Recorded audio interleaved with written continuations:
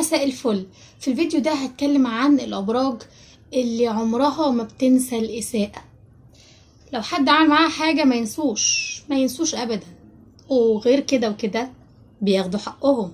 يا ترى مين هي الأبراج دي؟ يلا بينا نعرف. بس قبل أي حاجة انتوا عارفين اللايك جميل والسبسكرايب بتاعكم القمر والكومنت بعد الفيديو، ويلا بينا نشوف مين هي الأبراج اللي ما بتنساش ديت. معاكم هدير. المركز الخامس في أكتر الأبراج ما بتنساش الإساءة أبدا من حد برج الأسد. برج الأسد من الأبراج اللي ما بتنساش الإساءة أبدا وما بيسكتش إلا لما بياخد حقه. المركز الرابع برج العذراء. العذراء من الأبراج اللي ذاكرتها فولاذ، ذاكرتها ما بتنساش.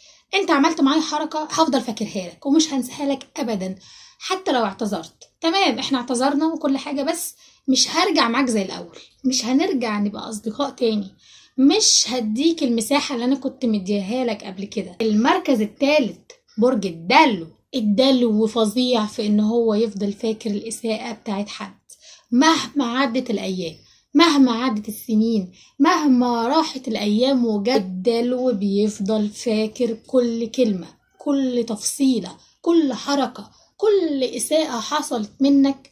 الدلو بيفضل فاكرها حتى لو اعتذرت، حتى لو عملت اللي بيفضل فاكر وما بينساش. في المركز الثاني برج السرطان. السرطان معروف ان هو بيعبي الإساءة. اي كلمة بتتقاله بيفضل شايل شايل شايل شايل، ما بينساش ابدا اي حاجة بتتقاله خالص. حتى لو الشخص ده اعتذر، حتى لو الشخص ده انت عملت معايا حركة انا هفضل فاكرها لك، وبيجي وقت عليه وبينتقم. السرطان من الابراج الانتقاميه وحساس جدا وبيحس بكل حاجه، يا سلام، والموضوع يجرحه اكتر لو الشخص ده قريب منه. المركز الاول هو برج في الحقيقه هما في برجين في المركز الاول ما بينسوش، هما برج العقرب. برج العقرب في حاله، اللي هو ما بيعملش كده الا لما حد يعمل معاه حركه مش كويسه. العقرب هتلاقي نفسك قاعد كده مع نفسك وموضوع اتنسى خلاص ومفيش اي حاجة، وإس فجأة تلاقي لسعة تطلع من ودانك. اللسعة دي بقى بتاعت العقرب. العقرب اللي انت قلت منه في يوم من الأيام، العقرب اللي انت خليت منظره مش كويس قدام الناس من سنتين مثلا، ده العقرب اللي عمل فيا كذا. العقرب بيبيت النية وما بينساش مهما عدت الأيام والسنين، ما ينساش أي إساءة ليه، أي أذية أنت أذيتها له، أذية بقى عاطفيا، أذية في الشغل، أي أذية أنت أذيتها له بيفضل فاكرها وما بيهمتش وما بينامش إلا لما ينتقم منك. وانتقامه مش بيكون بنفس اللي انت حسسته بيه، لا، ده بيبقى أدهى وأدل.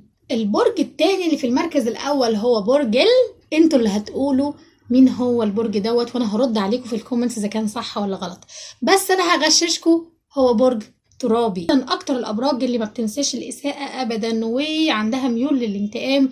المركز الخامس برج الاسد. المركز الرابع برج العذراء.